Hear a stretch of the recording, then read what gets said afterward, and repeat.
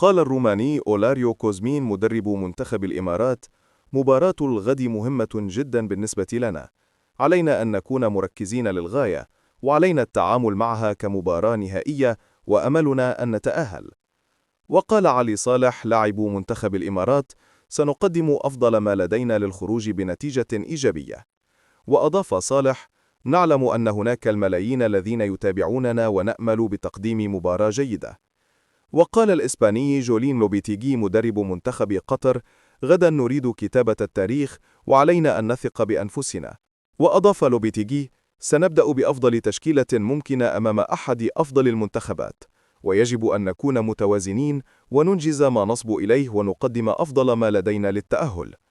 وقال لاعب منتخب قطر عاصم ماثبو أن التركيز هو الهدف الأساسي بالنسبة لنا كلاعبين، مشيرا إلى أنه دائما ما تكون المباريات أمام الإمارات صعبة، ولكن نحن جاهزون للمواجهة.